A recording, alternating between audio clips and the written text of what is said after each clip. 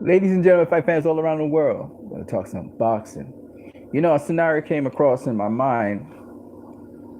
As a fighter, sometimes, you know, you might find yourself in a situation where, whether it's sparring or otherwise, where you are overwhelmed. That is to say, the situation is such that the guy who you're facing, he's significantly better than you, outclassing you. He's got more experience than you. You can tell all of this.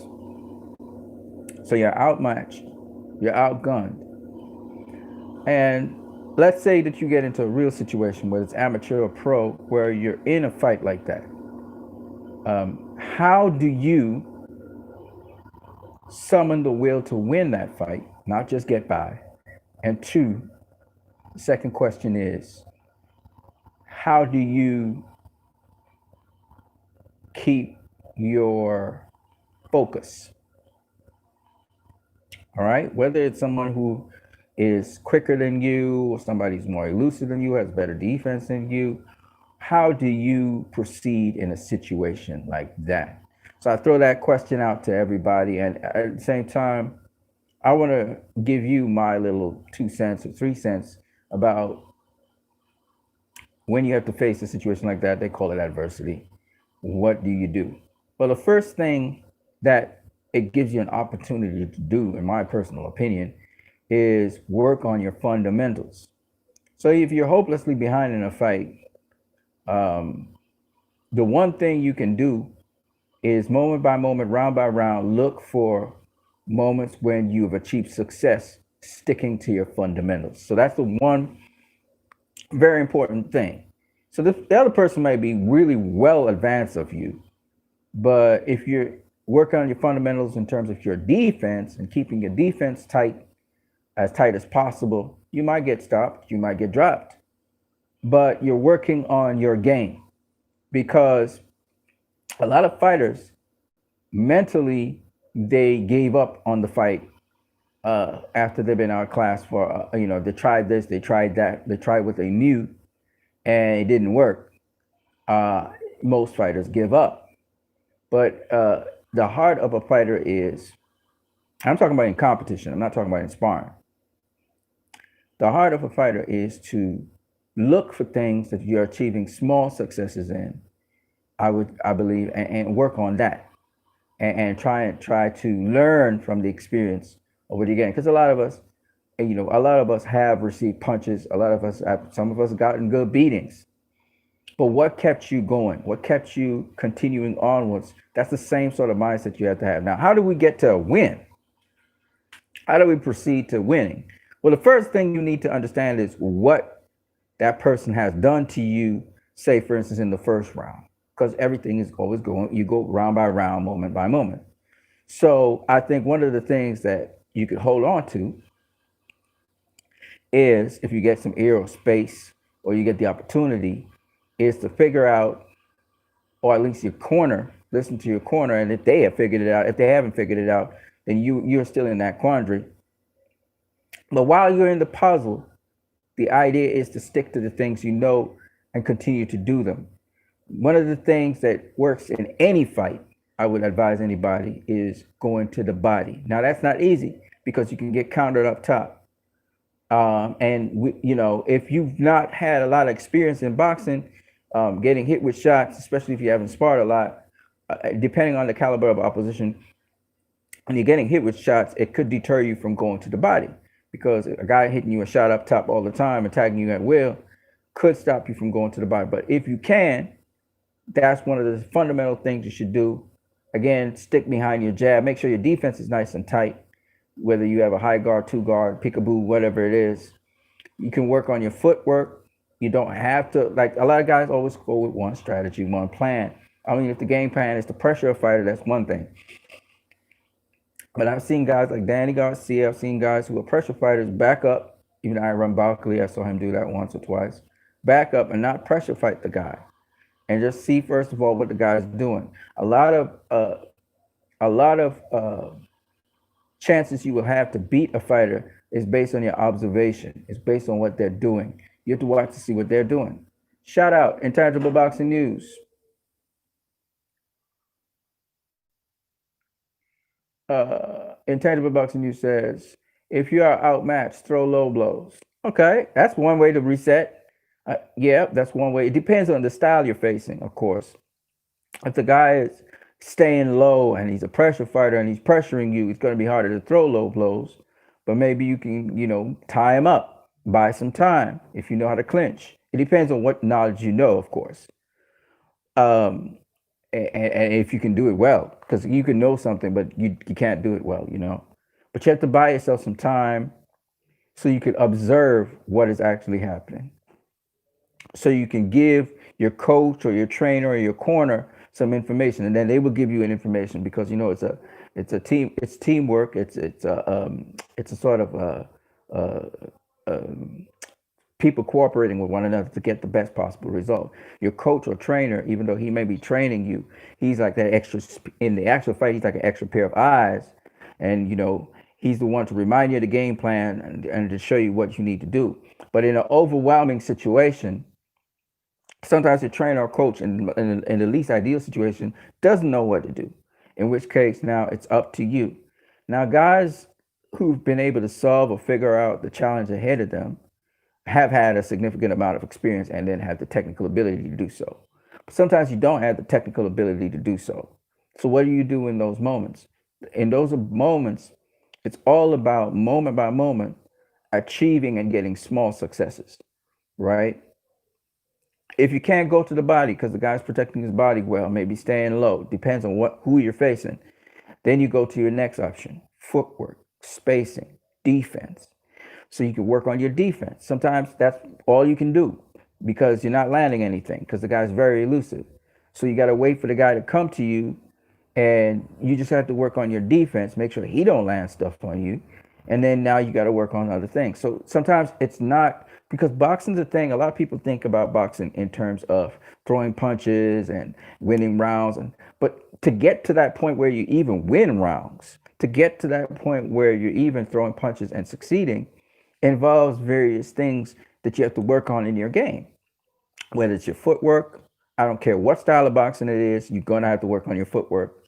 Whether it's your footwork, whether it's your defense, whether it is understanding the openings and opportunities to mount effective offense, whether it's just activity, just being busy in there, whether it's the pace, what pace you'll be going at in the fight, what tempo, whether it's your rhythm, working on your rhythm.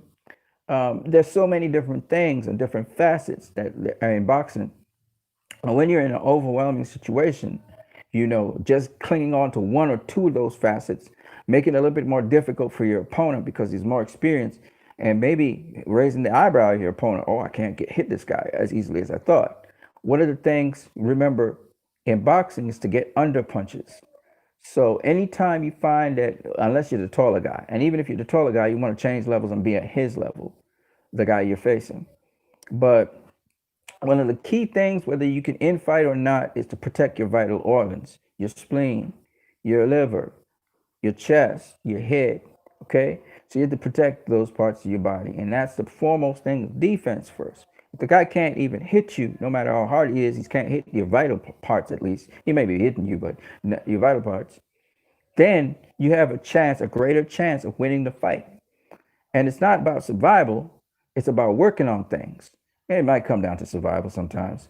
But the point is, it's about working on things and staying as calm and as composed as you possibly can. Obviously, you're going to be scared sometimes in the ring because some guys, they really, really hit hard, are really, really coming with an intensity at you. But you got to try and keep calm, keep your composure, and use the abilities that you have. I was looking at some of the guys in the boxing groups that I saw, and I was thinking about, how do fighters, you know, get through some very, very difficult periods. I thought about Yuri Foreman versus Miguel Cotto when Yuri Foreman hurt his foot, hurt his leg really bad. And this guy had so much determination to win that he was fighting on a damaged leg. His corner threw the towel into the ring to stop the fight. And Yuri Foreman was not ready to quit. He was not ready to end the fight. And he was so discouraged. And the referee, in seeing Yuri Foreman so distraught about it, that he's going to lose his belt because of his leg and because of the conditions, he turned around, pushed everybody out of the ring, did not accept the corners throwing in of the towel and that same thing, and allowed Yuri Foreman to fight on. And that inspired me to want to do this video. Yuri Foreman didn't have much of a chance of winning that fight. But the referee honored the fact that he had a will to win. And he allowed the fight to play out. Yuri Foreman eventually getting hit with a body punch that put him down permanently. And that's how the fight was ended. And I thought, nobody ever praises Yuri Foreman for that, because people tend to forget. And they tend to forget. And they think of him as just losing the fight. But this guy had so much mental desire to win that even though his body had failed him, even though his corner was ready to call it a day, he wasn't ready to call it a day. Now, with that kind of mindset, there is no doubt in my mind that given the right conditions, meaning given that promoters do not give up on you because you're injured, given that your manager tries to make fights again, I truly believe Yuri Foreman could have become world champion once again. But why it didn't happen for him was several different reasons. He was out of boxing for a while, and then he couldn't get the fights that he needed to.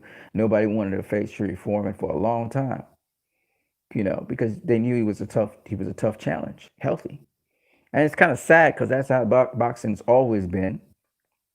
A lot of people don't know how difficult it is to make fights, but I just wanted to say that because sometimes situations become overwhelming. Some people say a true champion. I've heard Floyd say this. I've heard also, I believe it was either Roy Jones Jr. or Oscar De La Hoya, not Oscar De La Hoya, Roy Jones Jr. or Pernell Whitaker said a true champion can fight through anything. This is true. But there are times when it's very, very difficult for you to get the W.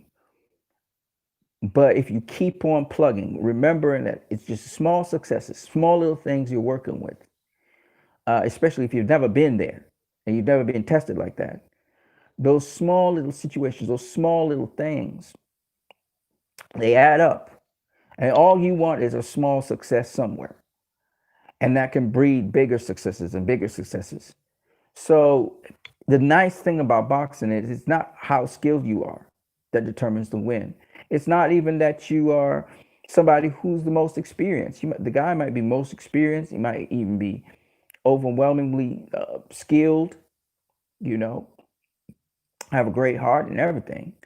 But just like how John Molina was able to knock out Mickey Bay, how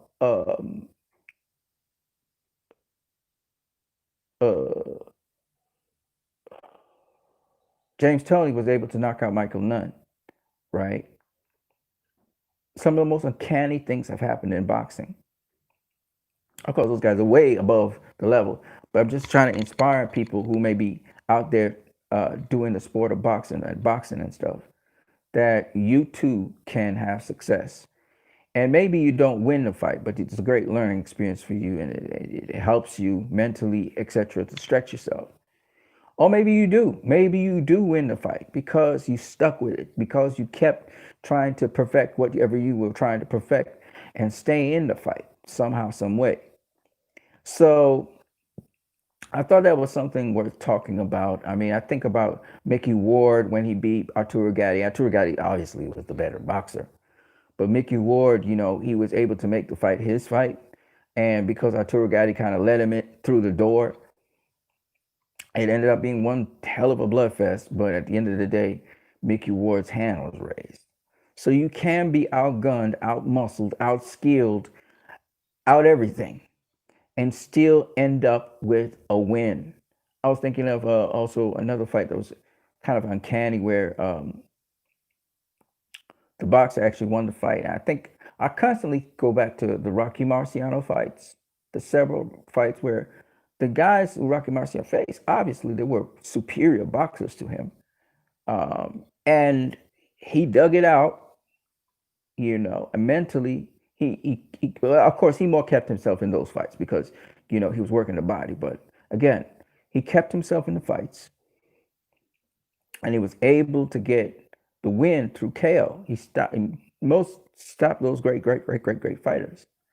And so I would suggest to anybody coming into the sport of boxing, which is already a very, very, very difficult sport, that you focus on whatever the game plan is for you. Maybe you have to alter it a little bit, but always focus on basic, simple little things and the successes in simple little things. And that's the way how you can make it through a fight and even get a win in a fight, because it's not easy when you're out muscled and outgunned. No way, Jose, But I can tell you, if your opponent gives you the opportunity, or if the opponent has some flaws in their game, you may be able to pull it through. All right. Um, I mean, there's several fights I was watching that today, and one of the major things I noticed in all those fights was the person who ended up with the win. I think of Montel Griffin versus James Toney. So unlikely that Montel Griffin would beat James Toney. James Toney was the harder puncher. Montel Griffin was a short little guy, 5'7", very short reach. James Toney had the reach advantage. He had the height advantage. He had the power advantage. He had the skills advantage, in my opinion. But Montel Griffin was able to pull off a win against James Toney. It was controversial, I'll admit, the first fight at least. But he pulled off the win. He was awkward, popped his jab at some odd times. Good counter puncher, good defensive fighter, Montel Griffin. And he stuck with it. James Toney was beating him about the ring. There was a certain point in time when he was all on wobbly legs, and James Toney almost took him out. But at the end of the day, he kept his jab going. He kept the bases going. He's popping his jab. It was a little bit more accurate than James Toney, and he got the W. A lot of people were shocked. James Toney himself was shocked that he lost that fight. But, it happens. You can get the nod over sometimes the better, more skilled, more able fighter. I thought about James Toney versus Mike McCallum, the first fight. Well, Mike McCallum was a seasoned vet and all of that. But James Toney was the one being outboxed, being outgunned by Mike McCallum. Once Mike McCallum started popping that jab and circling James Toney, James Toney had no answer for it. It was only when Mike McCallum started landing shots on the inside, James Toney could counter him at mid-range. And I thought about all of these things, and I'm saying to myself, a lot of these fights, if fighters gave up, if they quit, I was thinking of, Jose Luis Castillo was neck and neck with Floyd Mayweather in the second fight. Neck and neck. Floyd was handling him easier, but it was a close fight. And then all of a sudden, I saw Jose Luis Castillo at the end of the 10th give up. He gave up.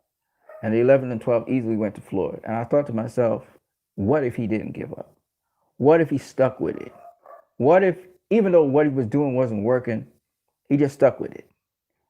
And these are the kinds of questions that I just want to share with you guys, so your mental game, for those of you who ever box or are thinking about boxing, your mental game would be up to par.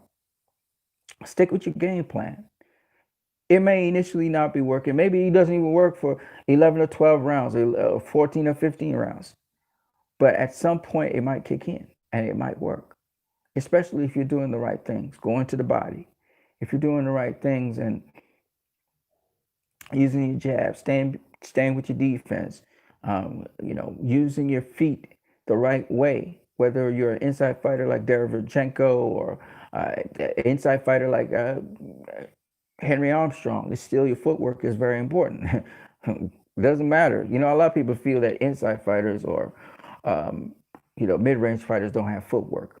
Everything is footwork. Where you put your feet determines how you get leverage on punches, how you are able to maneuver around an opponent. So everything has to do with footwork. And footwork is the first thing you should learn in boxing. How to move your feet with your hands, how to move your feet when you get low. how to move your feet when you are throwing combinations, right? Because some people throw combinations flat footed, but you still got to shift weight from one side to the next. So it's excuse me. So it's very important where you put your feet. Another thing that a lot of people just don't understand is guys don't get good overnight. All right, guys don't get good overnight. Boxing's not a sport like that. Where you could wake up in the morning and say, "Oh, okay, I'm good." No, it's a learning process. It's a process of learning, and sometimes you're matched hard depending on how fast you want to rise up and go. And once you reach a level where you couldn't get past this guy, then you stay at that level for a little bit and then you move back on. Okay. Because see, a lot of people don't understand. Everybody thinks it's about not losing your O. It's not so much about that. It's about learning. Are you learning? Right? And even the top tier guys who are undefeated, I'm talking specifically about Andre Ward, Floyd Mayweather, those kinds of guys. Those guys were learning all along. It wasn't like they stopped learning, constantly perfecting their craft. It's just that they put pressure on themselves more than they were being matched. So by the time they reached what we call the top level of boxing, they were more than ready for whatever they had to face because Andrew Ward had his trial by fire and he passed it. And if you pass every test on the wrong towards becoming a world champion, then there are other tests for you. So think of it like that. Think of boxing like a video game. It's like you being tested constantly all the time as you move up in levels. And sometimes you don't get past the level. So what? Just go back at it, right? Go back at it and get past that level. I was just looking at Roy Jones Jr. versus Montel Griffin, the first fight. And Montel Griffin was giving Roy some problems. I was listening to the announcers and they were making a big deal out of Tommy Temper. Tommy Temper says, "Oh, just go full Thaye. What does Thaye mean? Or Thea? What does that mean?" Um, yeah, he was giving Roy some problems, but I listened to Roy's corner. Tommy Temper says, "What you need? What's up, my brother?" I just want to bring up this topic because I thought it was interesting. Um, Roy was waiting for Montel Griffin to slow down a bit, and his corner actually said to him, I think it was I can't remember if it was the third or fourth round. This is boxing, love. TL boxing. TL boxing. Who's TL boxing? Or is it this boxing? You talking about this boxing? Yeah. Um, I was listening to Roy's corner and they said, okay, turn it up now. Time to turn it up on him. I think it was the fourth round. And Roy turned it up in the fourth round because Roy realized, he said he's tiring, he's slowing down. Turn it up on him. And so Roy just took it to the next level in the fourth, and I think it was in the fifth. He dropped him or something like that, or six or seven. I can't remember how many rounds it went. But he didn't drop him. Sorry, he didn't drop him. What happened was Montel took a knee, right, and Roy then swung a right hand at Montel, and he hit him with a left. And I remember Lederman started to raise the comments that Montel was performing, that he kind of faked it. Shout out to thigh boxing. My bad, Sergey Sokolev. Oh, interesting. That almost sounds like Sergey Kovalev. Sergey Sokolev says, "I thought Jaime just I thought Jaime just underestimated." Oh, James. I thought it was Jaime.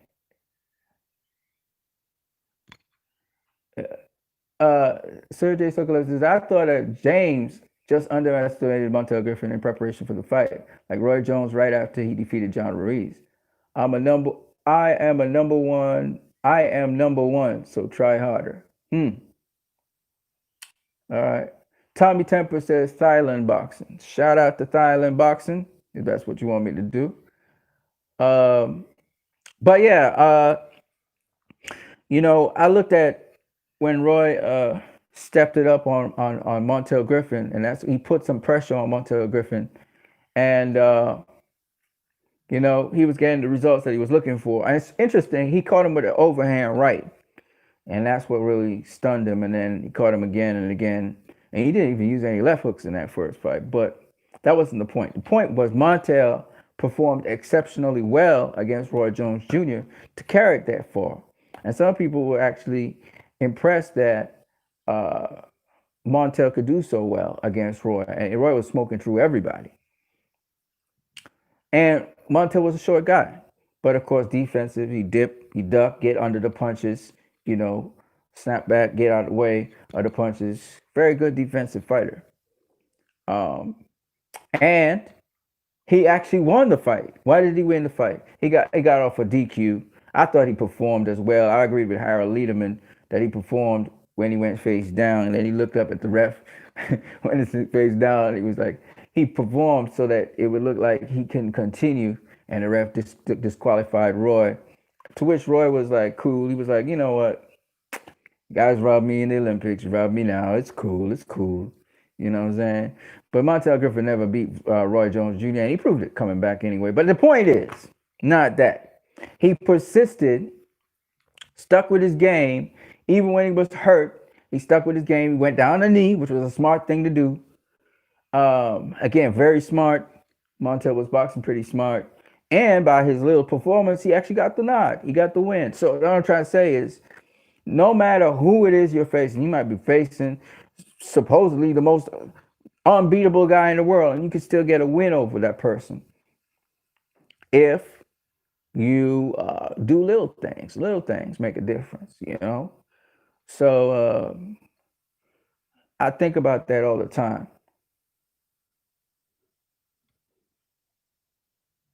Yeah, I know. Sergey Sokolov. You were talking about James Toney. I'm not quite sure I got everything you said. Sergey Sokolov.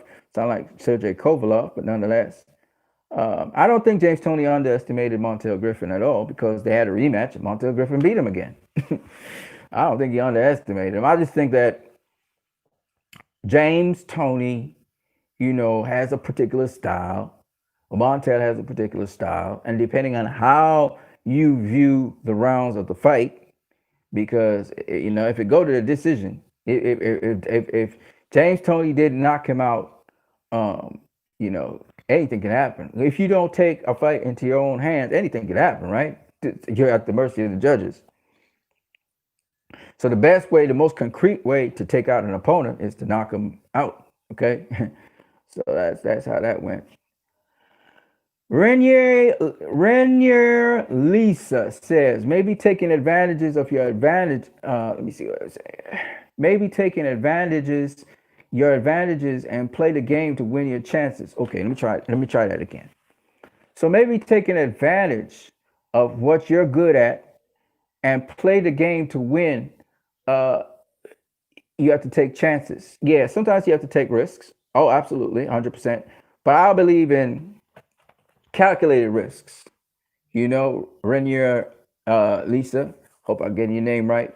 You have to take calculated risk. Some guys go for broke and they just start swinging for the fences and they get knocked the fuck out. I mean, they still get knocked out on their shield, but I think there's a better way to approach things. You always have to be systematic because guess what I'm trying to say? I'm saying you're not so desperate to win the fight that after you get the win, you can't replicate what you did. See, the idea is to go from level to level to level. So what you want to really do is be systematic about it. So whatever works or whatever little victory you can get in a fight, you're going for that, but you're staying with the fundamentals. The key is to stay with the fundamentals. Some guys will say, oh, he's fighting a little too safe. Well, he's fighting according to build himself so that the next fight, they can look at all the flaws and the problems. Of course, you're going to take risks sometimes and leave yourself open for a counter, but you want to do it in such a manner that your opponent doesn't just get a free shot at you, right? So you're not just going to swing for the fences. I know there's some throwback fighters, once they get hurt, they swing for the fences, right? It's kind of stupid, okay, when you think about it. You get hurt, yes, you can be dangerous, but you want to be selectively dangerous. That is, the other guy might be throwing a combination and you throw a shot in between that combination. You could drop him. I think just off the top of my head, Sergio Mora versus Danny Jacobs. Danny Jacobs was rocking off on Sergio Mora, squared up in front of him. Sergio Mora popped him with a jab, and that was all that she wrote. I think of Muhammad Ali versus what's his name? Ooh, it'll come to me. As a good left hooker, he was. And Muhammad Ali was teeing off on him, and he hit him with a jab, knocked Muhammad Ali down. So I'm just saying that I can't remember what his name is right now. It'll come to me. Something Young. I think it was something Young. It wasn't Jimmy Young. It was I think it was Young or something like that. Let's see, it'll come to me. But the point anyway is that you take risks, you take chances, but you want to do it in such a manner that you're strategic about it. I think of Mikey Garcia versus Errol Spence Jr. A lot of people say Mikey, he didn't know what to do offensively. No, it wasn't that he didn't know what to do offensively. He was falling short with a lot of his shots because Errol Spence was longer. And he wasn't just going to go for broke and just launch in there against Errol Spence and get himself badly hurt. That was stupid. You want to, though, systematically get to him. So he was trying to bob and weave, use his defense, keep your defense tight, get to the inside, and then land some shots. It just so happened Errol Spence just happened to be very good on the inside as well. So it was very difficult for him. But I'm sure he learned a lot from that experience. He learned a lot from that fighting Errol Spence. And he take that now and practice when he starts all over again to be able to deal and overcome that hurdle in sparring, etc. to his next opponent, whoever he was, which was Jesse Vargas, who he knocked down actually. He was able to use some of the things that he learned from the Errol Spence fight. So it's not easy. You see, it's not the end of the world if you lose a fight. That's what I'm trying to tell people. It's about whether you win or whether you lose, you're going to learn. The question is, if you lose a fight, have you learned enough from that fight to be able to deal with a situation like that next time around? So you work on your game and so on. So the next time around, you don't lose a fight such as that. That's the question, right? So,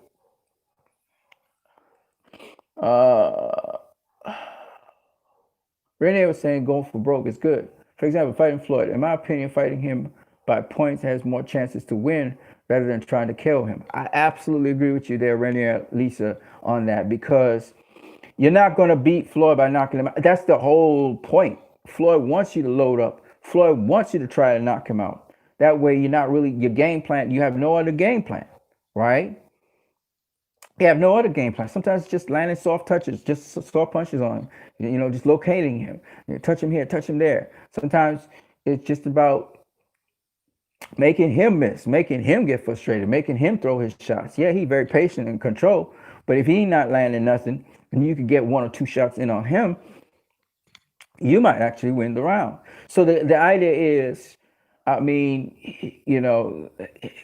against a guy like Floyd, for example, since we're talking about Floyd, against a guy like Floyd, you got to keep your composure. Mika Cotto had I think a 6-round surge against Floyd Mayweather. That fight could have not 6-round, 5-round surge against Floyd Mayweather. He won pretty much everything from the 7th round to the 11th, right?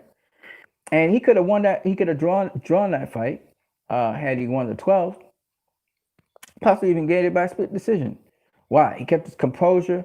Of course, he had a lot of knowledge, though, on what he wanted to do. He mixed it up. He had Floyd coming to him so he could counter him with the jab.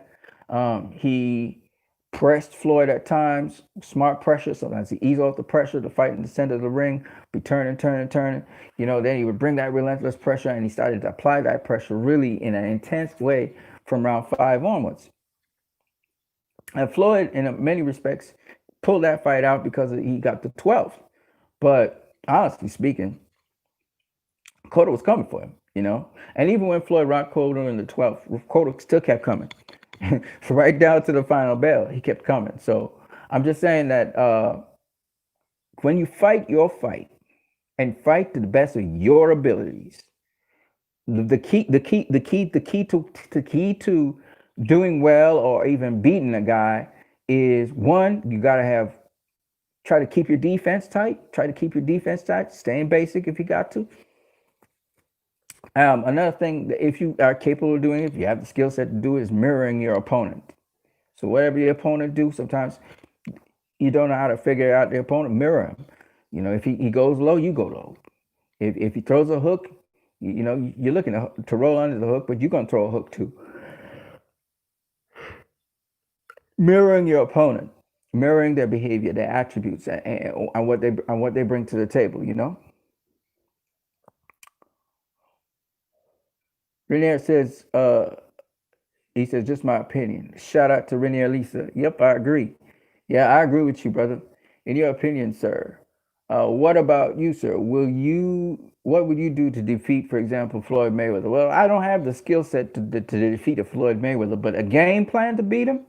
Oh, yeah. But a great game plan involves three different things you have to have to beat Floyd Mayweather. One is you got to have defense. I don't believe you're gonna beat Floyd Mayweather if he can keep on hitting you all night long. If he's tagging you all night long, you're not gonna win that fight. It's just not gonna happen. So you have to have a good defense. I don't care how tough and how strong you are. You're not winning a fight with Floyd Mayweather by having an open defense or a defense where you're getting hit with clear, clean shots. It's just not gonna happen. Okay. The second thing that you actually have to have against Mayweather is you have to have some smarts. Okay, you must be a smart fighter. And a lot of guys who come in there to face Floyd, they're determined to knock him out, stop him. That's just not you're not going to win that way. You got to fight him smart. You got to go to the body. Try not to go for his head. Go for his body. Even if you miss shots and you're not landing anything, that's okay. Activity. Try to have more activity than he does. And that's the key, in my opinion. I can't tell you to use a jab on him because some people don't know how to use a jab. So just saying use a jab on him is not the perfect answer. You do want to try and back him up to the corners, but you understand he has defense to handle corner work. So the key is mostly trying to counter Mayweather. You're trying to counter the counterer. And you saw some success with Marcus Maidana in the second fight, third round. You saw some success with Miga Cotto countering Floyd Mayweather. Actually, you do better when Mayweather's chasing you down than it is you're chasing down Mayweather. So the key here is to get ahead of him by landing something significant on him. Doesn't have to be clean, but just significant. And then drawing him into coming after you. You want to draw Mayweather into coming after you.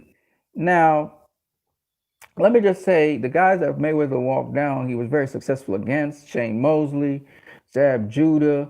He had success against those guys.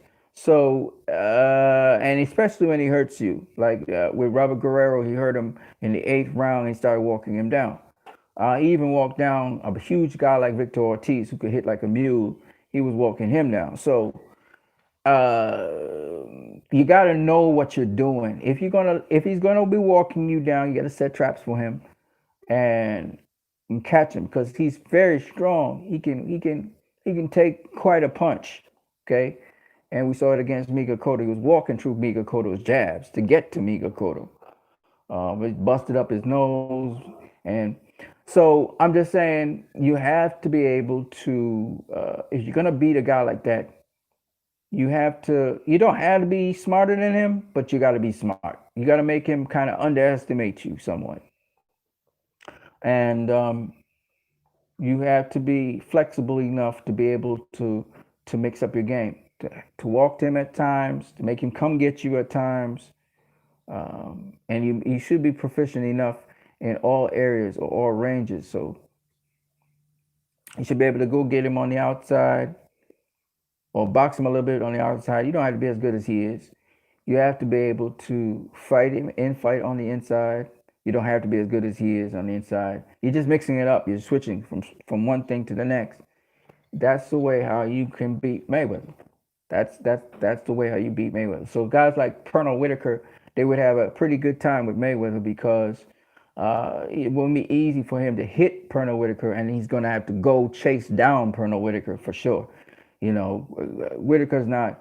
Whitaker fights going backwards in a circle, right? And Whitaker's always throwing a jab. So Mayweather will have to sell out a bit and come get Whitaker. He's gonna catch Whitaker with some shots too, but for the most part, Mayweather's gonna have to go get Whitaker. That's just the way how that goes. Um, so I see Pernell Whitaker giving Floyd problems. I see Mike McCallum. I'll tell you why Mike McCallum. Now Mike McCallum can take a shot. That's one thing. He got a good beard, but he always roll punches and he block punches. So Mike McCallum's a guy, don't necessarily, he snapped back from 102. The thing about it would be that Mike McCallum would be a 154 pounder. That would be Floyd's optimal weight. And it would be a puzzle for Floyd because it would not be easy to get, to hit Mike McCallum like that. But once again, if Mike McCallum goes looking for Floyd, he's going to have a problem. Now, Mike McCallum actually could fight from outside. I did not realize that until I saw the James Toney fight. He could fight you on the outside with his jab. He could come on the inside, and he could work on the inside as well as mid-range. So it would be a good fight. Mike McCallum's a little too slow for Floyd, though. If Floyd kind of takes up his reflexes, his speed, his time, and he get in between the gaps of Mike McCallum's defense. But a guy like Mike McCallum definitely would give Floyd some problems. Who else do we have? One of the modern fighters, I think, today that would give Floyd problems, from Errol Spence to Terrence Crawford to it's not so much Terrence Crawford, but Sean Porter would give him some problems. Porter's style is a little bit different. Porter gets hit, so he probably lose, but he gets hit a little too much. Errol gets hit too, but Errol's got better defense. And it depends on how Errol's going to fight Floyd. Terrence get hit a little too much. He engages a little too much. But if he box, yeah, he could have a good fight again with a guy like a Floyd Mayweather. So that's what you got. You guys asked me a question. That's a hard fight though. Mayweather is a hard fight for anybody. I try to think about, it's not like even Sugar Ray Leonard understood this. It's not. There's no one way to try to beat Mayweather. Like there's no really one way, but you got to have a certain tool bag. One of the things you must have is defense. You must have defense. If you're going to try and beat Mayweather, you must have defense. Okay. The other thing that you got to have in your tool bag is you must have some smarts. Not IQ now. IQ is totally different. Okay. Smarts. You got to be smart. You got to be a smart fighter. You got to be able to kind of trick Floyd a bit. And that's the only way. You can have greatest ring IQ in the world, but if you're not smart and you're not fighting smart, he's gonna beat you. Okay, and so you got a defense. You got to be smart, and you don't want your perfect situation is doing what he does, which is getting him to come to you, which is what he likes to do. He likes to get fighters. He'll go get them for maybe 1 or 2 or 3 rounds. Then they will want to get him back, and that's when he just controls the fight from there because he's got them coming to him, not he going to them. Especially the latter half of his career at welterweight, that's what he was doing. So those are the tools you'll need in your tool bag to try and beat a Floyd Mayweather.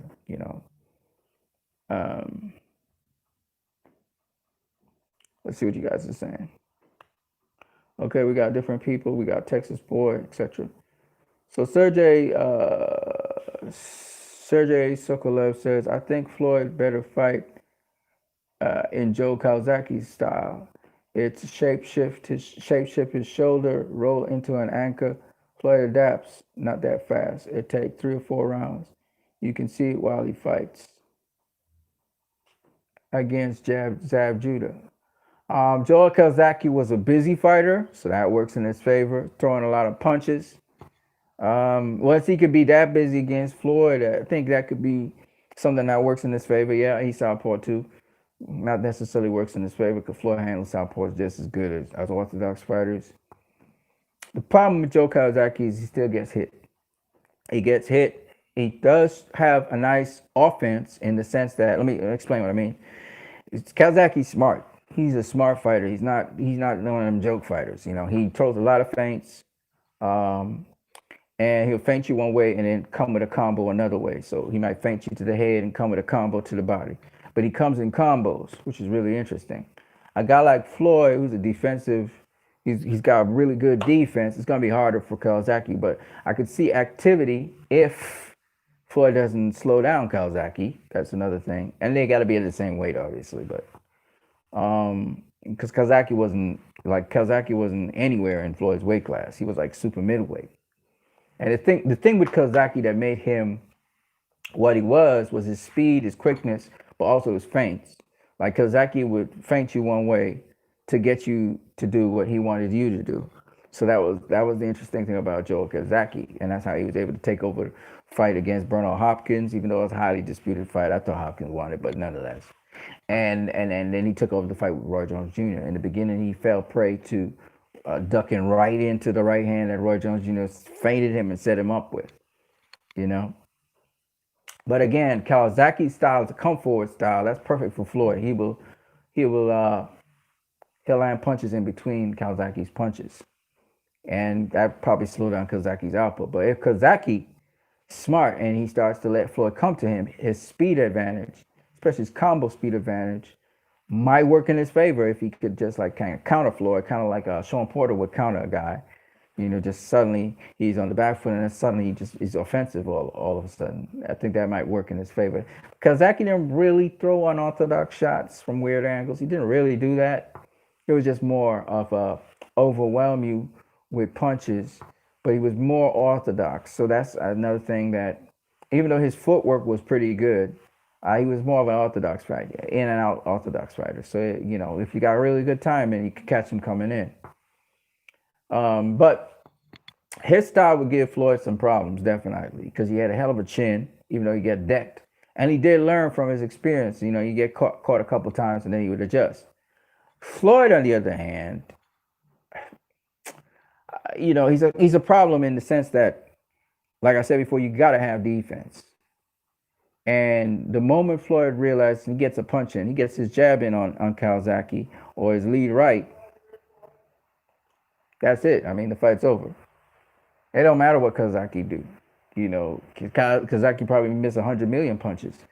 Now, Kawasaki will feint you to see what you would do, but that Floyd's smart enough to understand that, and Floyd works a different rhythm. You know, Roy Jones Jr., he got back up in the corner, and Roy wouldn't throw nothing while Kawasaki be throwing all the punches. That's not the case with Floyd. Floyd will catch you in between with shots. You know, if Floyd's activity rate wasn't determined by the other guy's activity, because, you know, he wanted to kind of save his hands and his arms and stuff. But it's a good point, though. Kawasaki's an interesting choice right there. I got to agree with you there, Sergey Sokolov.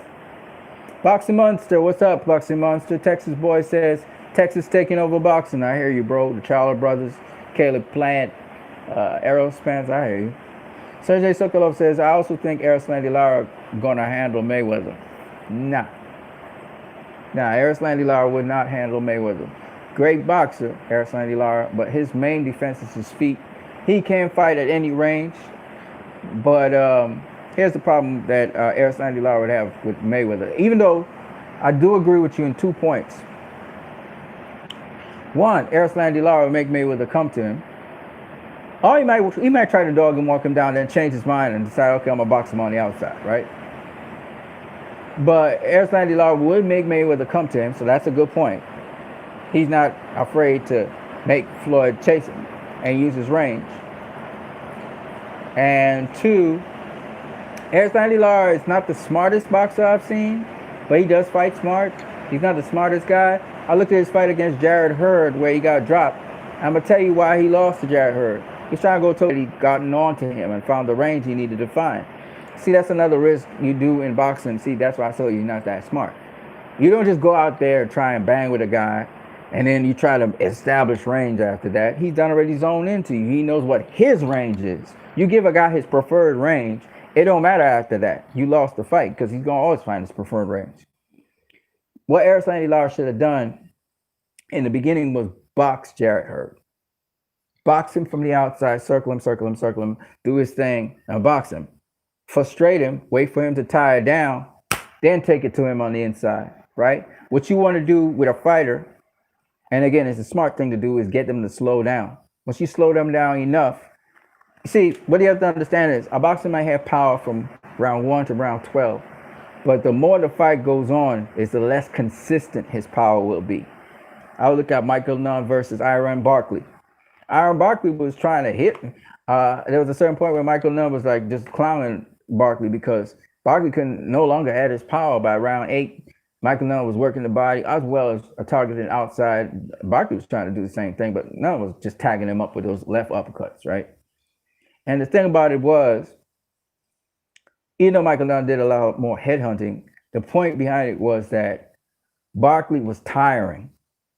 You hear Roy Jones Jr. say the same thing. You hear his corners, they say, he's tiring. See, a lot of people don't understand boxing, right? They talk about throwback fighters, 15 rounders and stuff.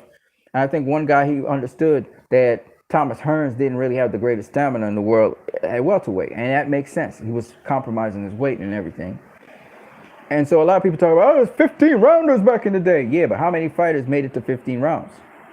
And on top of that, how many times did they have to take breaks in earlier rounds of the fight and the momentum shift, because a lot of the fighters then, they were tired. Okay, it was slowing down, and you just have to look at by the end of 15 rounds they slow down completely, right? So the point is, guys like Mayweather who have superior conditioning, guys like Arislandi Lara who have superior conditioning, they're looking for you to tire or slow down. In the case of Arislandi Lara versus Canelo Alvarez, Canelo had been beating Arislandi Lara to the body. So by around, I think it was 8 to 10, Arislandi Lara was trying to conserve his energy, and he was tired. He was literally fatigued. And this is where Canelo was able to make his surge. So a guy like Arislandi Lara versus Floyd Mayweather, this is what happened. Lara is not the smartest guy in the world when he's fighting, but he's pretty smart. He generally fights his fights using smarts. The problem with that is, when you're dealing with Mayweather, it's a totally different story. You want to have a game plan to get to the inside of Arislandi Lara, no matter how much of a sharpshooter he is. And the other thing is, there's going to come a point in time, since Arislandi Lara feels he's the bigger fighter, and he's going to probably try to break down Floyd. He'll try and walk him down.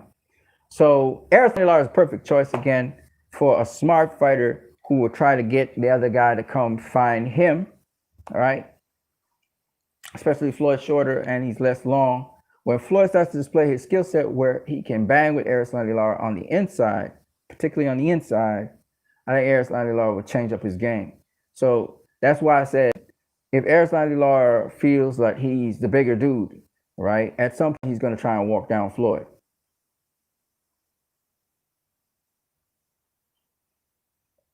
Oh, there you go.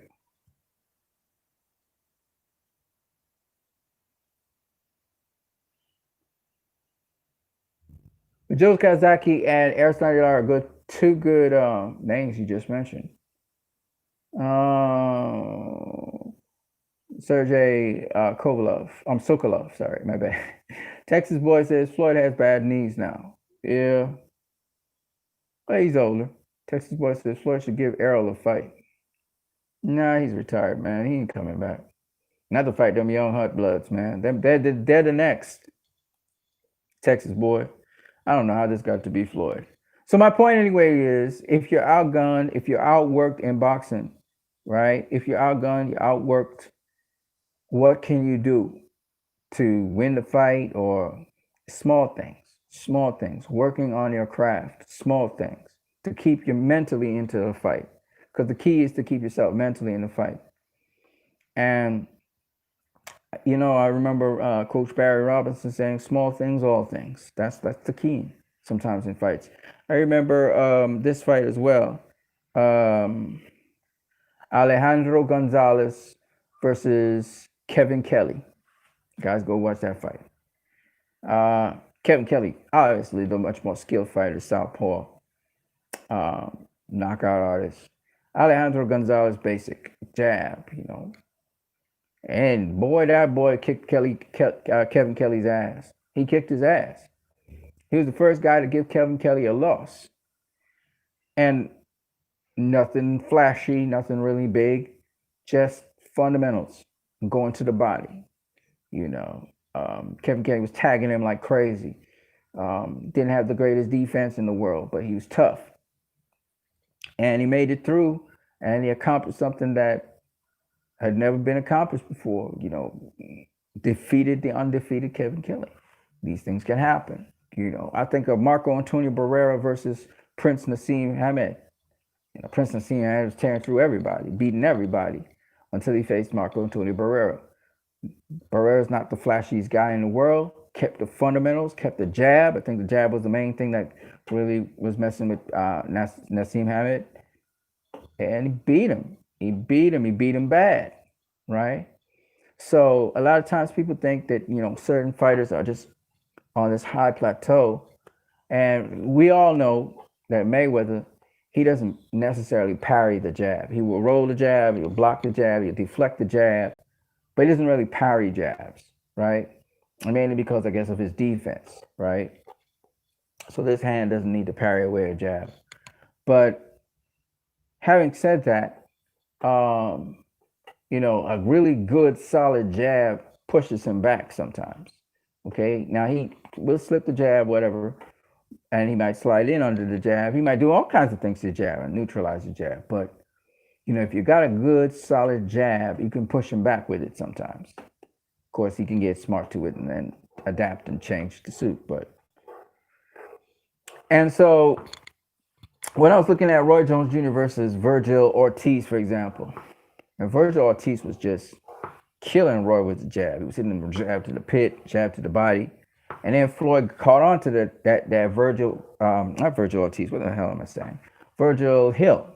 Virgil Hill is the guy. Much bigger guy than Roy, full-fledged light heavyweight.